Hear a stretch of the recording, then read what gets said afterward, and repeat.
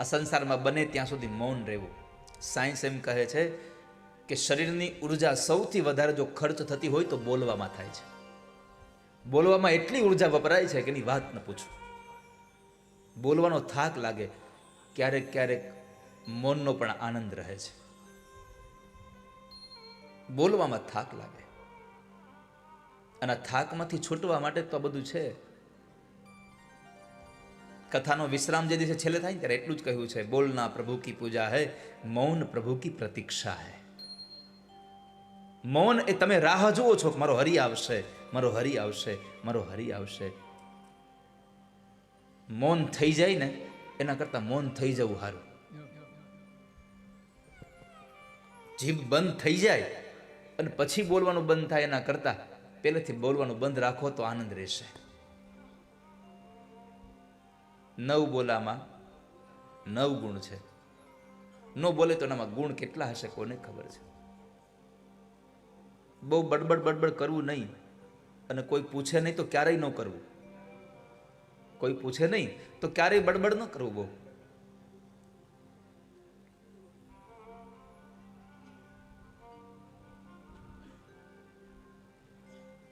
સહદેવ જોશી હતા મહાભારતમાં. એને બધું જ્ઞાન હતું ભવિષ્યનું, આગળના સમયમાં શું થશે, પણ એને કોઈ પૂછે તો જ કહેવાનું. પણ ભગવાનના ભક્તો એમ કહે છે, જેને પરમાત્મા હારે લગ્ન લાગી છે, એ તો એમ કહે છે કે કોઈ પૂછે નહીં ત્યાંથી બોલાય નહીં, વાત બરાબર છે, પણ કોઈકનું અહિત થતું હોય તો પૂછે નહીં તો કહી દેવું જોઈએ. એ સાચી વાત છે, એ સાચો ભાવ છે. મૌન તમારે વ્રત છે. મૌનમાં તમે બેઠા છો, બોલવાનું ન હોય, મૌન તૂટી જાય. કોઈકનું અહિત થતું હોય, તમે જોવો છો છતાં તમે મૌન છે એટલે તમે મક્કમ રહ્યો છો, મારે નથી બોલવાનું, અને કોઈકનું અહિત થાય તો તમારું મૌન તૂટી જાય છે. પણ જ્યારે કોઈકનું અહિત થતું હોય એ સમયે તમે બોલો અને કોઈકનું અહિત અટકી જતું હોય અને તમે મૌન ખોલી નાખો તો તમારું વ્રત સફળ થઈ જાય છે. કઈ જગ્યાએ બોલવું ને કઈ જગ્યાએ મૌન રહેવું એની ખબર પડી જાય તો તૂટવામાં અને સફળતામાં બેમાં તમને ખબર પડી જાય.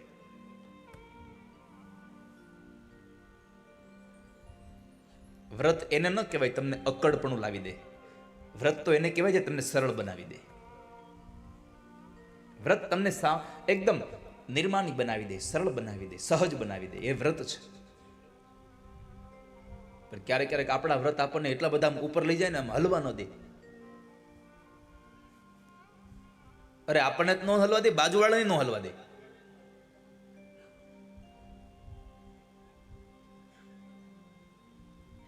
માં, આ શરીરમાં ક્યારેય મોહ ન રાખશો અને ભગવાનનું ભજન કરજો. સાંખ્ય શાસ્ત્રનો ઉપદેશ આપી અને ભગવાન કપિલ નારાયણ એટલું કહે છે, માં, આ જીવ જ્યારે માના ઉદરમાં હતો ત્યારે શું કહેતો હતો? માં, ભગવાનને પ્રાર્થના કરજો કે હવે ફરી વાર હું ગર્ભમાં ન આવું, એવી કૃપા કરો. સોહમ રજામિ શરણમ વ્યકુતો ભયમ મયે એને દ્રશ્ય ગતિ રદ્રશ્ય સતો નુરૂપા. માં, ભગવાનને કહેજો કે હું ફરી વાર ગર્ભમાં ન આવું, એવી મારી ભક્તિ થાય એવો મારો ભરોસો રહે. બાત કરના હૈ મના મત કિસી સે કર બાત, जो वादा तूने गर्भ में किया था उसको प्यारे याद कर. राम भज, राम भज, राम भज. સતત ભગવાનનું ભજન કરજો. આ ઉપદેશ આપી અને કપિલ નારાયણ ભગવાન કપિલ ગીતાનો જ્ઞાનનો પ્રચાર અને પ્રસાર કરવા માટે થઈ અને પોતે ગંગા સાગરનું જ્યાં મિલન થઈ રહ્યું છે ત્યાં આગળ જતા રહ્યા છે.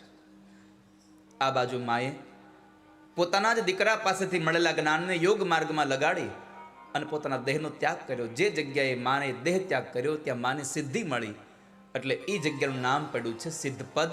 અને આજે પાટણની બાજુમાં સિદ્ધપુર જેને આપણે કહીએ છીએ, એ બિંદુ સરોવરના કિનારે માં દેવહૂતિને મુક્તિ મળી છે. સુખદેવજી મહારાજ રાજા પરીક્ષિતને કથા બતાવી અને તૃતીય સ્કંદ વિશ્રામ કર્યો. ચતુર્થ સ્કંદ વિસર્ગ લીલા, સર્ગ વિસર્ગ. ભગવાનનો જે ડાબો હાથ છે જે ભગવાને પોતાના કમર ઉપર રાખ્યો છે. ભાગવત પણ એટલું અદ્ભુત રૂપ છે. આ પરમાત્માનું આ વાંગમય સ્વરૂપ છે.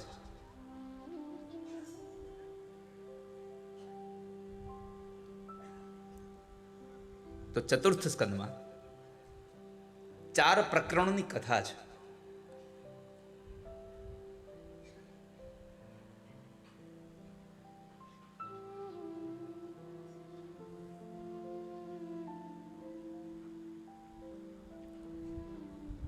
મનુ મહારાજના જે સંતાનો હતા એમાંથી દેવહૂતિના લગ્ન કરદમ ઋષિ સાથે થયા, આકુતિના લગ્ન રુચિ ઋષિ સાથે થયા.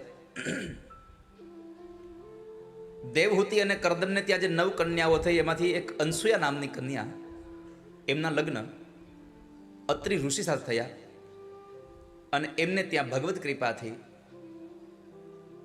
ભગવાન દત્તાત્રેય મહારાજનું પ્રાગટ્ય થયું છે, જેને 24 ગુરુઓ બનાવ્યા, જેની પાસેથી સારો ઉપદેશ મળે એને ગુરુ બનાવવા, એવી જેની જિજ્ઞાસા, એવા દત્તાત્રેય ભગવાનનું પ્રાગટ્ય થયું. અને પછી ત્રીજી દીકરી જે કન્યા જે છે પ્રસૂતિ, એના લગ્ન દક્ષ પ્રજાપતિ સાથે કર્યા છે. પ્રસૂતિ અને દક્ષના બેના લગ્ન થયા. એમને ત્યાં 16 કન્યાઓ થઈ. એ 16 કન્યાઓમાં 13 કન્યાઓ એને ધર્મને આપી, એક કન્યા અગ્નિદેવને, એક કન્યા પિતૃગણને અને એક જે સતી ભવાની હતા એ ભગવાન શંકરને પરણ્યા છે. અને એ ભવાની પોતે પોતાના પિતાના ઘરે અગ્નિમાં બળી મર્યા. વિદુરજીએ પ્રશ્ન કર્યો, બાપજી આવું કેમ થયું? દીકરી બાપના ઘરે બળી? હા, એનું કારણ એ હતું કે એક વખત દક્ષને જ્યારે પ્રજાનો નાયક બનાવ્યો ત્યારે સભા ભરી, એમાં ભગવાન શંકર પણ બેઠા હતા, શિવ પણ હતા. અને પ્રજાપતિ દક્ષનો પ્રવેશ થયો, બધા ઊભા થયા. ભગવાનને ખબર નહોતી એટલે ઊભા ન થયા. એટલે દક્ષને આ વાતનું ખોટું લાગ્યું, એટલે અપમાન જેવું લાગ્યું. એટલે પેલો વેલો વટ હુકમ બહાર પાડ્યો કે અહીંયા બધા દેવી દેવતાને ભાગ મળશે, પણ શંકરને કોઈ ભાગ નહીં મળે. કારણ કે એક તો શંકર હતા, એના અણમાનિતા જમાઈ હતા, એને ગમતા નહોતા. દીકરીએ પરાણે લગ્ન કર્યા તેની સાથે. અને બીજું કે મારું અપમાન કર્યું છે એવું લાગ્યું, એટલે ઘર્ષણ થયું. ભગવાન શિવ કંઈ બોલતા નથી, પણ નંદી આદિ ગણો દક્ષ પ્રજાપતિને કહે છે કે હવે તું કંઈ બોલીશ નહીં. પરમ ભગવાન શિવ કાંઈ નથી બોલતા. એનો મતલબ એવો નથી કે તું મેં કર્યા કરે, પણ છતાં પણ દક્ષ બોલવાનું બંધ ન કર્યો. એટલે નંદીએ શ્રાપ આપ્યો કે તું ક્યારનો મેં કરે છે, તો હું તને શ્રાપ આપું છું કે તું મેં કરવાવાળો બકરાના મોઢાવાળો બનીશ. આવો શ્રાપ એને આપી દીધો.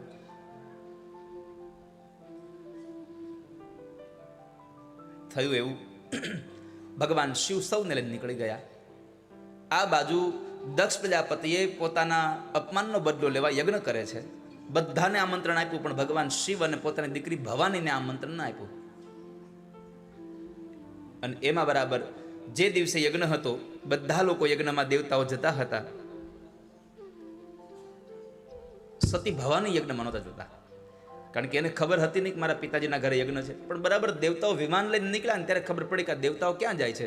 તો એને ભગવાન શંકરને પૂછ્યું કે પ્રભુ આ બધા ક્યાં જાય છે આ દેવતાઓ? તો કે તમારા પિતાજીના ઘરે યજ્ઞનો ભાગ લેવા. ભવાની પૂછ્યું, મારા પિતાજીના ઘરે કેમ? અરે યજ્ઞ છે ત્યાં આજે. એટલે ભવાનીને દુઃખ લાગ્યું, મારા બાપુજીની ઘરે યજ્ઞ, મને ખબર નથી. પછી ભગવાન મહાદેવે આખી માંડીને વાત કરી, દેવી તમારા પિતાજીની ઘરે યજ્ઞ છે, એનું કારણ આ છે, એણે મારું અપમાન કરવા માટે યજ્ઞ કર્યો છે, એટલે આપણને આમંત્રણ નથી આપ્યું. મારે તમારા પિતાજીની વચ્ચે થોડોક અણબનાવ બન્યો છે. ભવાની કીધું આપણે જઈએ, હું તમારા બંને વચ્ચે સમાધાન કરી દઉં. પણ ભગવાને કીધું કે દેવી જ્યાંથી આવકાર ન હોય ત્યાં જવાય નહીં. આવ નહીં, આદર નહીં, નહીં નૈનું માં ને વો ઘર કબહુ ન જઈએ, ભલે કંચન વરસે મેઘ. આવકાર ન હોય તો જવાય નહીં આપણે કોઈ દિવસ. અંતે ભગવાન તો કથા કરતા હતા, પણ ભવાનીનું મન નહોતું. ભવાનીનું મન બાપુજીના ઘરે પહોંચી ગયું હતું. એટલે ભગવાને કીધું તમે જાઓ ભવાની, હું નહીં આવું. એટલે ભવાની નંદી ઉપર આરૂઢ થઈને પોતાના પિતાના ઘરે ગયા છે. બહુ બધા લોકો ભવાનીને મળે છે. પિતા હવન જબ ગઈ ભવાની. જતાની સાથે યજ્ઞમાં બેઠેલા યજમાન એટલે કે દક્ષ યજ્ઞશાળામાં દીકરી જાય છે, બાપ દીકરીની નજર એક થઈ. માઈને આમંત્રણ આપ્યું નથી અને કદાચ વગર આમંત્રણે આવે તો કોઈ એને આવકાર દેવો પણ નહીં. કોઈ આવકાર ન દેશો એને. બધાએ ડરીને પણ કોઈ આવકાર ન આપ્યો. એમાં એકમાત્ર એવું એક સ્ત્રી હતી જેણે આવકાર આપ્યો. બેટા ભવાની આવી ગઈ. અને આ સ્ત્રી બીજું કોઈ નહીં, સ્વયં માં ભવાનીના માતુશ્રી પ્રસૂતાજી હતા. પ્રસૂતિ હતા, દક્ષના પત્ની હતા. કેમ? આ સંસારમાં તમને બધા લોકો છોડી દે પણ એક જન્મ દેનારી માં ક્યારેય ન છોડી શકે તમને.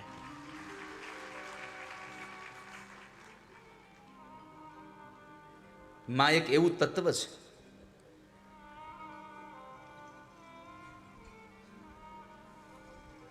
દુનિયા તર છોડે પણ માં ન છોડે કોઈ દિવસ.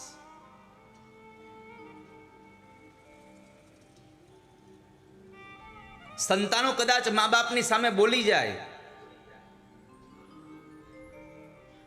ક્યારેક પુત્ર પોતાની માની, ક્યારેક પુત્ર પોતાના બાપની ટીકા કરે કે મારા બાપુજી આવા છે. પણ આ સંસારમાં ક્યારેય માં કોઈ દી કોઈના પોતાના છોકરાની ટીકા કરતી હોય એવું હજી સુધી સાંભળ્યું નથી ક્યારે.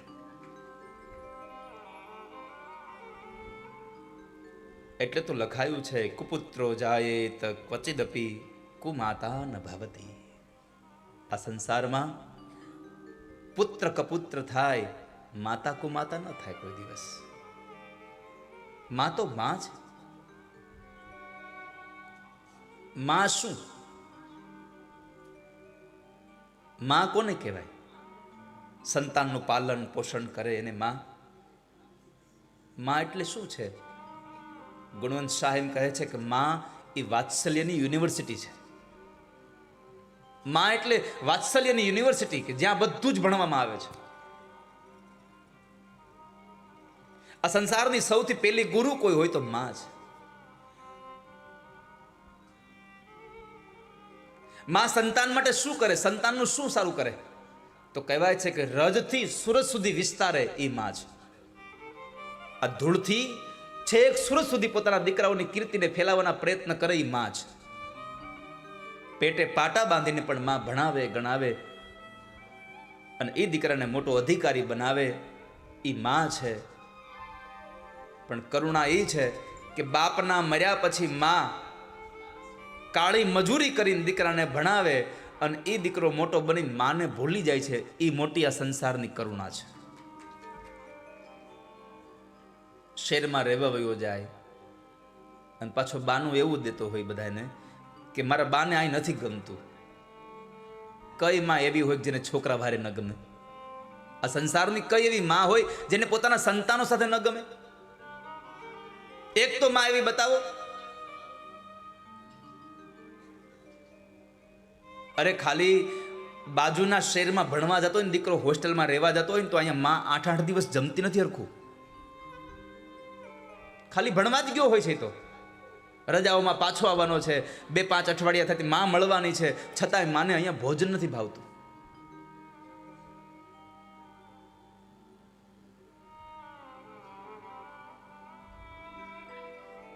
માં તત્વ કંઈક અલગ છે. માતૃત્વ એક અલગ છે.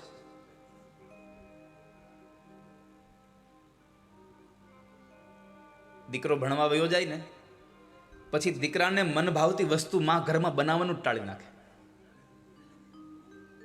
અને કદાચ ક્યારેક અનાયાસે બનાવી પડી હોય તો જમતા પેલા એના મોઢામાંથી શબ્દો નીકળે છે, ભાઈને આ બહુ ભાવે નહીં.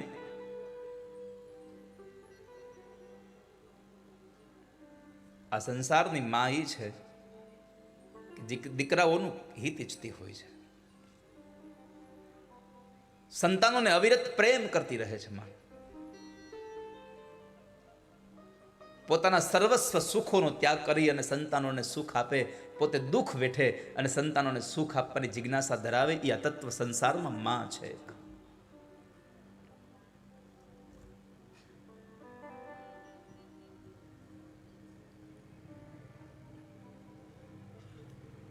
વાત્સલ્યની યુનિવર્સિટી છે માં.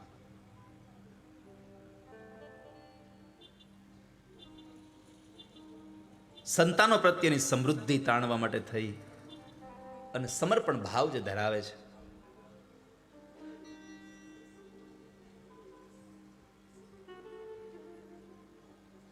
સંતાનોના વિયોગમાં સતત રડ્યા કરે માં,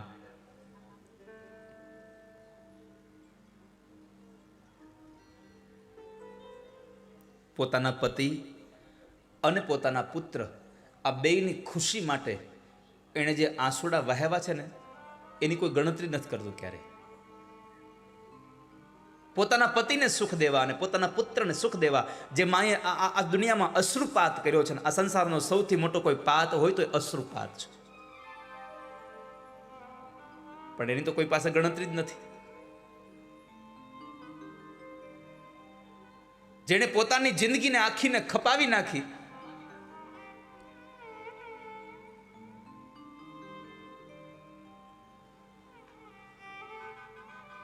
અને એ જિંદગી ખપાવીને તમને જે મોટા બનાવ્યા, પછી મોટા થઈને આપણે મહિને 2-5 હજાર રૂપિયા મોકલી દઈએ કે હમણાં હજી તને 5,000 મોકલ્યા હતા. ધૂળ પડી તારા 5,000માં કે જેને પોતાની આખી જિંદગી તારા માટે ખપાવી નાખી, એના માટે તું 5,000ની ગણતરી કરી રહ્યો છે.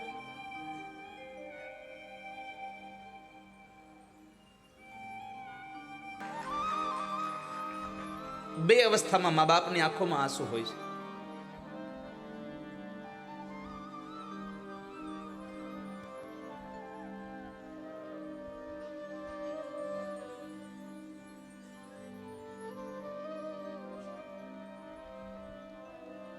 મા બાપ પોતાના સર્વસ્વનો ત્યાગ કરી દેતા હોય છે.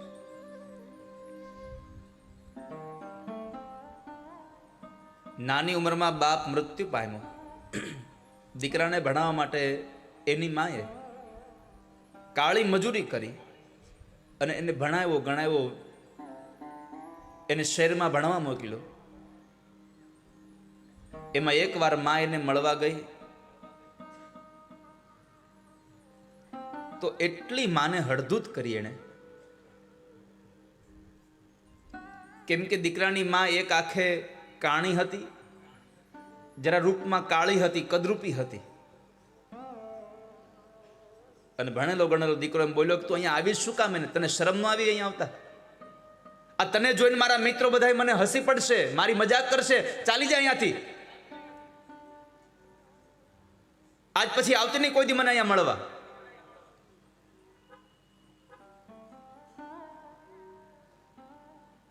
આંખના અશ્રુ અને હૃદયમાં પી જાય. હા ભાઈ, હવે નહીં આવું. આ તો મને એમ થયું કે ઘણા દિવસથી મેં તને જોયો નથી ને તો મારો જીવ નહોતો લાગતો ક્યાંય. મને ક્યાંય ચેન નહોતું પડતું.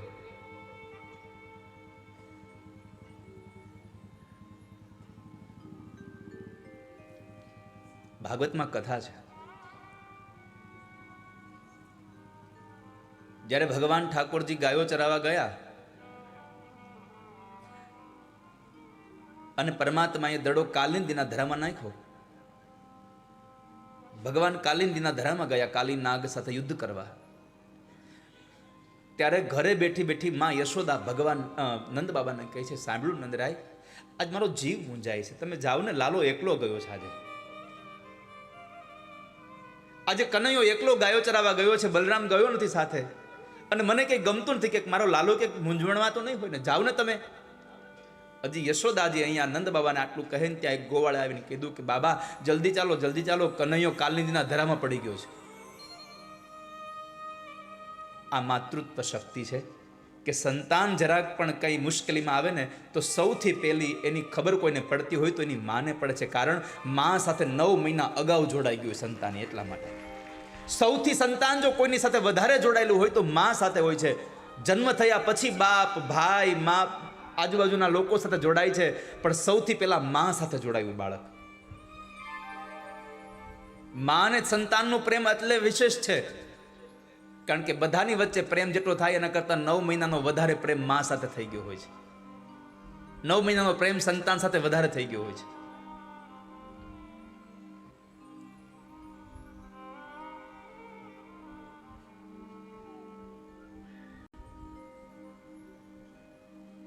કાણીમાં જતી રહી છે.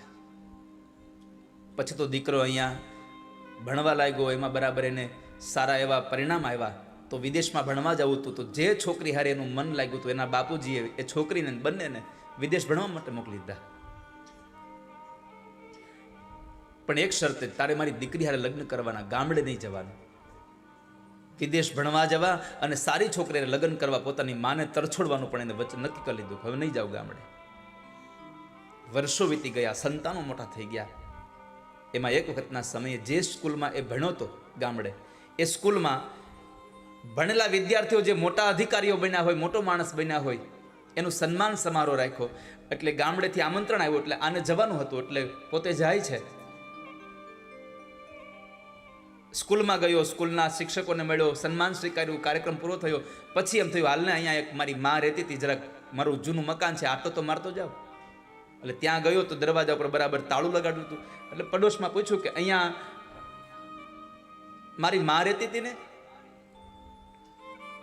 તો પડોશના લોકોએ કીધું, ભાઈ એ તો થોડા સમય પહેલા જ ગુજરી ગયા. માં ગુજરી ગઈ? હા, પણ તમારી માં અમને એક કાગળ આપતી ગઈ છે અને કીધું છે ક્યારેય પણ મારો દીકરો આવે કે તમે એને મળો ને તો આ કાગળ એને આપજો ને. આ તમારી માએ તમારા માટે કાગળ આપ્યો છે, ઉભારો મેં આપીએ તમને. ઘરમાં જઈ અને એક બેન કાગળ લઈ આવી અને દીકરાને આપે છે. કાગળ ખોલ્યો ને એમાં લખ્યું હતું કે બેટા સુખી થાજો. મને ખબર પડી તારા લગ્ન થયા, તારા સંતાનો છે. મને મારા દીકરાને રમાડવાની બહુ હાશ હતી, પણ મને ખબર નહોતી કે તું ક્યાં છે, એટલે હું રમાડવા નથી આવી શકી. બીજું, એ દિવસે હું તારી સ્કૂલમાં આવી અને લોકોએ તારી સમાજ, તારા મિત્રોએ તારી હસી મજાક ઉડાવી, એના માટે તારી માને માફ કરી દેજે. અને છેલ્લું વાક્ય એટલું, તું દીકરા, મારે તો એટલું જ કહેવું છે, આ તારી કાણીમાં એટલા માટે છે કે જેથી તું નાનો હતો, તું પડ્યો ને ત્યારે તારી એક આંખમાં વાગી ગયું અને ડૉક્ટરે કહ્યું કે હવે આ આંખથી દીકરો નહીં જોઈ શકે, એટલે નાનપણમાં જ મેં મારી એક આંખ તને આપી દીધી. તારી આંધળી માના, તારી કાણી માના તને આશીર્વાદ છે, જીવનમાં સુખી થાજો. આંખમાંથી અશ્રુઓની ધારા સાથે એ માણસ ત્યાં પોતાનું કપાળ કૂટી રહ્યો છે કે હું માને ઓળખી ન શક્યો. આ સંસારમાં આપણે ક્યારેક ક્યારેક કોઈકને ઓળખવામાં મોડું કરી નાખીએ છીએ, અને પછી જ્યારે ઓળખીએ ને ત્યારે તો એટલું મોડું થઈ ગયું હોય કે પછી સંસારમાં વ્યક્તિને પાછા મેળવી નથી શકતા આપણે.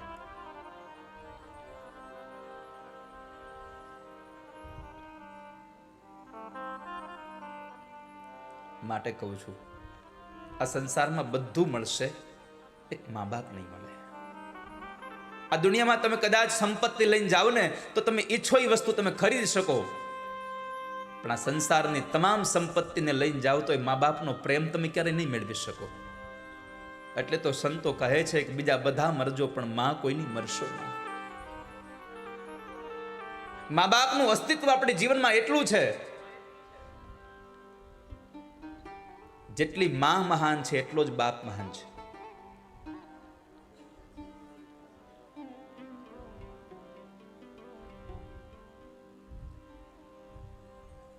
બાપ પોતાના જૂના કપડામાં દિવાળી કરે અને દીકરાઓને નવા કપડા પહેરાવે છે.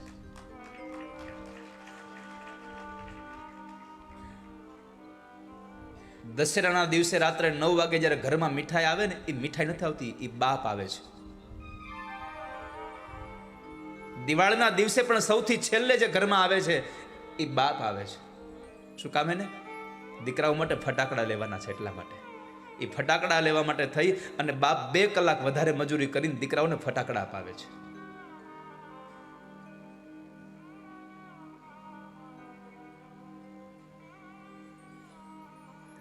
એટલે પુનિત મહારાજ લખે છે, માએ પણ જ્યારે આવકાર આપ્યો,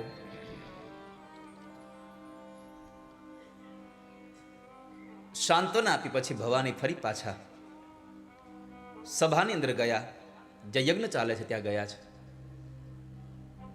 યજ્ઞમાં જઈ અને જુએ છે તો તમામ દેવી દેવતાઓના સ્થાપન હતા, પણ એકમાત્ર ભગવાન શિવનું સ્થાપન નહોતું. એટલે માં ભવાનીને ક્રોધ આવ્યો અને ક્રોધમાં એણે ભભૂકી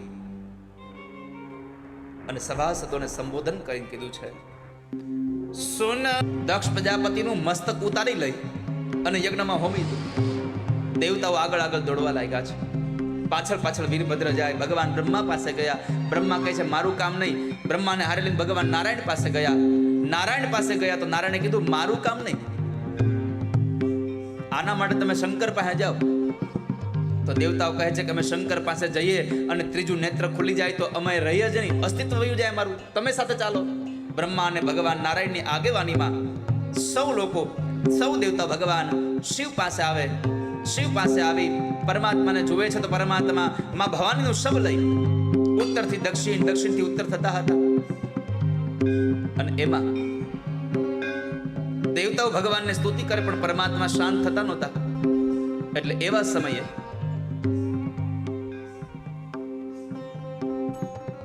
ભગવાન નારાયણે પોતાના સુદર્શન ચક્રને વેતું કરી અને ભવાનીના એ શબના ટુકડા કર્યા. એ ટુકડાઓ જ્યાં જ્યાં આ ધરતી પર પડ્યા ત્યાં ત્યાં શક્તિપીઠોની સ્થાપના થઈ. એમાં આપણે સૌ બધા એટલા માટે ભાગ્યશાળી છીએ ગુજરાતવાસીઓ. ગુજરાતવાસીઓને પરમાત્માની એટલી મોટી દેણ છે કે ભગવાન કૃષ્ણ 125 વર્ષ આ ધરતીમાં રહ્યા, એમાં 100 વર્ષ આપણા ગુજરાતમાં દ્વારિકામાં રહ્યા ઠાકોરજી. માં ભવાની એ શક્તિ સ્વરૂપે જ્યારે પોતાની ચેતનાઓને આ ધરતી પર મોકલે છે, એમાં માતાજીના શબના ટુકડા થયા 52 ટુકડાઓ, જ્યાં 52 શક્તિપીઠોની સ્થાપનાઓ. કોઈ જગ્યાએ 51 પણ કહેવાય છે, કોઈ જગ્યાએ 52 પણ કહેવાય છે. 52 શક્તિપીઠોની સ્થાપના થઈ. એમાં માતાજીના હૃદયનો જે ભાગ હતો એ અંબાજીમાં પડ્યો.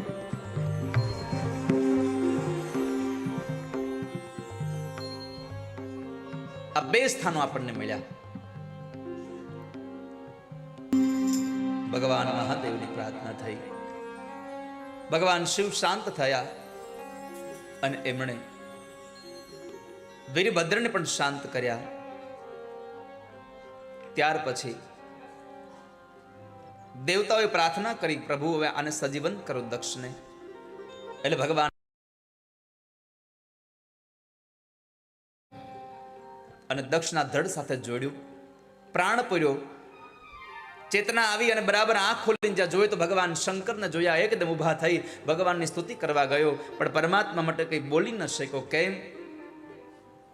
જીભ નહોતી. આ વખતે જીભ હતી ત્યારે ભગવાનની નિંદા કરી, અને જ્યારે જીભ નહોતી ત્યારે ભગવાનની સ્તુતિ કરવા ગયો, બોલી ન શક્યો. એટલે એ બકરાના મસ્તકવાળા દક્ષ પ્રજાપતિએ તાળીઓ પાડી પાડી અને ભગવાનની પૂજા કરી. એટલે એ સમયથી આપણે પણ હજી શંકરના મંદિરમાં તાળીઓ વગાડીએ છીએ આજની તારીખે. જીભ આપી હોય ત્યારે કોઈની નિંદા કરવા કરતા પ્રભુનું નામ લેવું જોઈએ.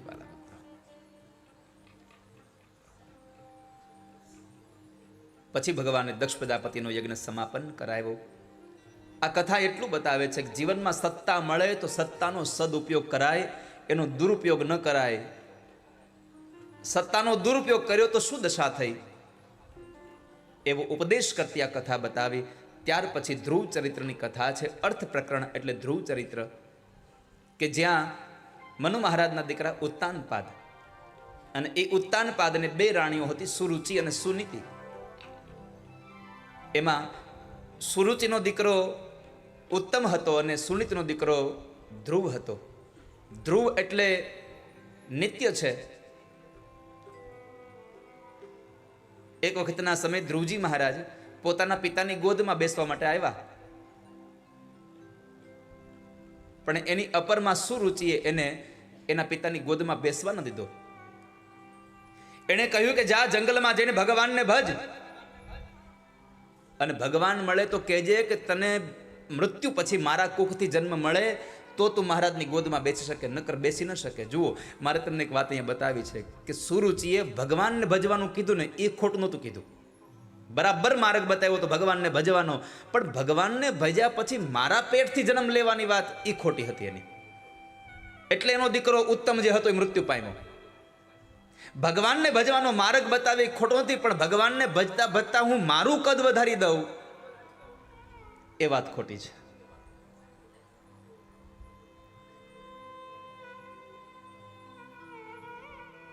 ધ્રુવજી મહારાજને જ્યારે કવેણ બોલ્યા છે, દુઃખ લાગ્યું એટલે રડતા રડતા માં સુનીતિ પાસે આવ્યા છે. સુનીતિ પૂછ્યું, બેટા કેમ રડે છે? તો દાસીઓ આવીને કીધું કે અપરમાએ વેણ માર્યા છે, કવેણ બોલ્યા છે, મેણા માર્યા છે. એટલે ધ્રુવને સમજાવતા એની માં સુનીતિ કહે છે, બેટા આમાં ક્યાં ખોટું કીધું છે? તને ભગવાનને ભજવાની વાત કરી, અને આમ પણ આ સંસારમાં આપણા સાચા પિતા તો ભગવાન જ છે ને, ક્યાં કોઈ બીજું છે?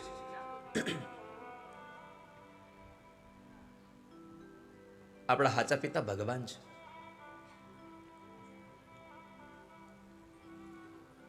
તો માં મને આશીર્વાદ આપો, હું ભગવાનને ભજવા જાઉં, હું પરમાત્માને ભજવા જાઉં.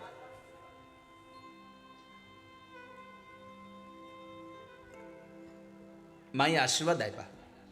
ધ્રુવજી મહારાજ ઘરેથી નીકળે છે, એના પેલા જુઓ માની વૃત્તિ કેવી હોય. આ સુનીતિ હતા એટલે કેટલો સુંદર ઉપદેશ આપણને કથામાંથી મળે છે કે સુનીતિએ પોતાના બાળકનું અપમાન કરનારી એ પોતાની જ શોક્યાઓ એટલે કે એના પતિની જ બીજી રાણી એની સાથે ઝઘડો કરવા ન ગઈ, પણ પોતાના દીકરાને જંગલમાં મોકલી ભગવાનને ભજવા માટે કહે છે, તું ભગવાનને ભજવા જા. આ સુનીતિ હતી એટલા માટે, બાકી બીજી હોત તો ઝઘડો કરવા ગઈ હોત. એનાથી વિશેષ વાત, જ્યારે પોતાનો દીકરો ભગવાનને ભજવા જાય છે ત્યારે સુનીતિ જેવી સંસ્કારી માં એમ કહે છે કે દીકરા, ભગવાનને ભજવા જઈએ ને ત્યારે આપણા મનની અંદર કોઈના પ્રત્યે પણ ખરાબ ભાવ રાખી ન જવાય, કેમ કે કોઈકનું અમંગળ વિચારીએ તો સૌથી પહેલા આપણું અમંગળ થાય છે, સૌથી પહેલા આપણું ખરાબ થાય છે. ખાડો જે ખોદે ને એ સૌથી પહેલા એ પોતે જ અંદર પડ્યો હોય, બીજા તો પછી પડે, ખોદનારો પહેલા પડે છે. એમ આ સંસારમાં કોઈનું અમંગળ ન વિચારીએ, કોઈનું ખરાબ વિચારીએ તો આપણું જ ખરાબ થાય છે.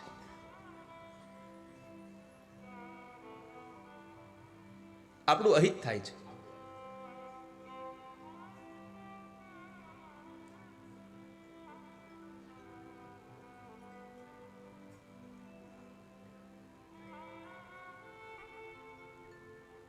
દીકરાને સારી સંસ્કારની વાત આપી, અપરમા પ્રત્યેનો ખટરાગ દૂર કરી અને પછી જંગલમાં મોકલે છે. જંગલમાં ગયેલા ધ્રુવજી મહારાજ જ્યારે માર્ગે જતા હતા, દેવર્ષિ નારદ મળ્યા છે. નારદ મળે છે, નારદે પૂછ્યું બાળક ક્યાં જાય છે? એક મહાપુરુષ વિદ્વાને તો ત્યાં સુધી કહ્યું છે કે ધ્રુવજી મહારાજ નારદને પગે નથી લાગ્યા. પહેલા તો દીક્ષા વગર ક્યારેય કોઈ પગે લાગે નહીં. તો પોતે જતા હતા, પણ નારદે પૂછ્યું ક્યાં જાય છે? ભગવાનને ભજવા. નારદે પૂછ્યું તને લાગે છે ભગવાન મળશે? આટલી નાની ઉંમરે તને ભગવાન મળશે? ધ્રુવજી મહારાજ કહે છે કે મને ભગવાન મળશે જ, મને ભરોસો છે. કેમ? તો કઈ ઘરેથી નીકળતાની સાથે પહેલા વહેલા તમારા જેવા સંતના દર્શન થયા એટલે હવે મને ભગવાન મળશે. મિલે એસા કોઈ સંત ફકીર, પહોંચા દે ભવ નદિયા કે તીર. કોઈ સાધુ મળી જાય, કોઈ સંત મળી જાય, કોઈ મહાપુરુષ મળી જાય તો ભવસાગરમાંથી તરી જઈએ છીએ વાલા ભક્તો આપણે. માટે દેવર્ષિ નારદે એમને ખૂબ ગમ્યું એટલે નારદે દ્વાદક્ષરી મંત્ર આપ્યો કે લે બાળક, આ દ્વાદક્ષરી મંત્રનો તું જપ કરજે, પણ જપ કરે ત્યારે શું ધ્યાન રાખજે? વિરક્તશ્ચેન્દ્રિય રતૌ ભક્તિ યોગેન ભૂયસા તમ નિરંતર ભાવેન ભજેતા વિમુક્તયે. બેટા, આ દ્વાદક્ષરી મંત્રનો જપ કરજે.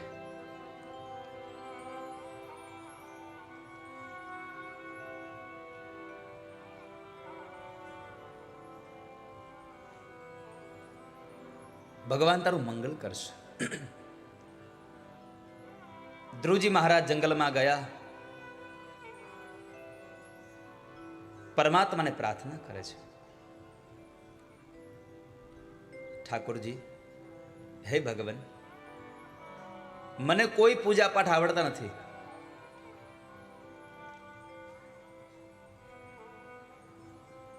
હું તો બસ એક તમારા સહારે અહીંયા આવ્યો છું. હું તમારા શરણે અહીંયા આવ્યો છું. મારી કોઈ એવી લાયકાત નથી કે હું તમને ભજી શકું.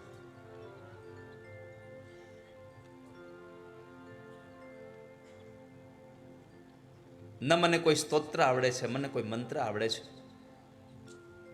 ન મને કોઈ પૂજા આવડે છે, પણ બસ એટલી પ્રાર્થના છે, તમારા પ્રત્યેનો મને પ્રેમ જાગી જાય, તમારા પ્રત્યે મને ભાવ જાગે, એવી કૃપા કરજો. આ જંગલમાં તમારા સિવાય કોઈ નથી મારું. આ સંસારનો માણસ કોઈ પણ સોહમ મંત્રનો 10 કોટી 10 કરોડ જાપ કરે એટલે એને એક નાદનો અનુભવ થઈ જાય. નાદનો અનુભવ થવા લાગે. અસ્યેવ જપકોટ્યા નાદમનુભવતિ સચ દશવિધો જાયતે ચિનિતિ પ્રથમઃ ચિંચિનિતિ દ્વિતયઃ ઘંટાનાદ તૃતીયઃ શંખનાદ ચતુર્થઃ પંચમસ્ત્ર નિસ્નાદઃ ષષ્ઠસ્તાલનાદઃ સપ્તમો વેણુનાદ અષ્ટમો મૃદંગનાદઃ નવમો ભૈરીનાદઃ દશમો મેઘનાદઃ. 10 પ્રકારના નાદ સંભળાય. કેટલા? જ્યારે આંખો બંધ થઈ જાય અને બધું જ ભૂલાઈ જાય પછી 10 પ્રકારના નાદ અંદર થવા લાગે.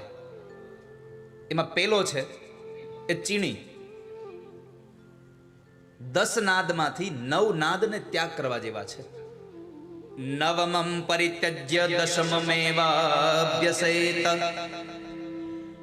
10મો નાદ સાંભળવા જેવો છે, જે મેઘનાદ થઈ રહ્યો છે. હવે આપણને થાય કે આ 9 નાદ જે 10 નાદ છે એનાથી શરીરમાં ખબર કેમ પડે કે આપણને આ નાદની અનુભૂતિ થાય છે? તો ઉપનિષદ એમ કહે છે, પ્રથમે ચિંચિણી ગાત્રમ દ્વિતીય ગાત્ર ભંજનમ તૃતીયે ભેદનમ યાતિ ચતુર્થે કંપતે શિરઃ. પ્રથમ જે નાદ થઈ રહ્યો છે શરીરમાં ચિંચિન એટલે કે ચિનચિનાહટ અંદર પેદા થઈ જાય આપણી અંદર. બીજો નાદ એવો છે તમારા ગાત્રોનું ભંજન થવા લાગે, ગાત્રો તૂટવા લાગે, શરીર તૂટતું હોય એવું લાગે, અવયવો અકળન પેદા થઈ જાય. ત્રીજો નાદ એવો છે હૃદય પદ્મનો વિકાસ થઈ જાય. સ્વદનમ યાતિ યા ખેદનમ યાતિ. ચોથા પ્રકારનો નાદ એ છે જેનાથી તમારું શરીરમાં આ જે મસ્તક છે એ કાંપવા લાગે. માથામાં આપણી ભાષામાં ધરણાટી ઉપડી જાય. પંચમે સ્ત્રવતે તાલુ ષષ્ઠે મૃત નિષેવણમ સપ્તમે ગુઢ વિજ્ઞાનમ પરાવાચા તથાષ્ટમે. 5મા પ્રકારનો નાદ એવો છે કે તમારું જે તાળવું છે એમાંથી સ્ત્રાવ મંડે પડવા, એક પાણીની ધારા મંડે થવા આપોઆપ. આપણે કહીએ છીએ ને કે ઋષિમુનિઓ આટલા વર્ષો સુધી બેહે એને પાણી નહીં પીવું પડતું હોય, પણ જ્યારે તમે ભગવાનમાં જોડા જાઓ ત્યારે તમારા તાળવામાંથી એટલો રસ પ્રવાહ વહેવા લાગે કે તમને તરસાઈ ન લાગવા દે. આ સાધનાઓ છે બધી. તો અહીંયા આગળ ધ્રુવજી મહારાજ પણ પેલા તૃણપત્રો ફળ ખાતા હતા, પછી તૃણપત્રો ખાતા હતા, પછી 9 દિવસ ભગવાનની આરાધના કરે, પાણી પણ ન પીવે. 9મા દિવસે કેવલ પાણી પીતા હતા. તો 9 દિવસ પાણીની જરૂર કેમ ન પડી? તો કહે છે કે એના તાળવામાંથી સ્ત્રાવ માંડ્યો થવા, પાણી માંડ્યું પડવા, અમૃતની વર્ષા થવા લાગે 6ઠા નાદમાં. અને 7મો નાદ એટલે કે નિગૂઢ વિજ્ઞાનની પ્રાપ્તિ થઈ જાય. 8મો નાદ પરાવાણી, પરા પશ્યંતિ મધ્યમાં, આ પરાવાણી થઈ જાય. અદ્રશમ નવમે દેહમ દિવ્યમ ચક્ષુસ્તથામલમ દશમમ ચ પરમ બ્રહ્મ ભવેદ બ્રહ્માત્મ સન્નિધૌ.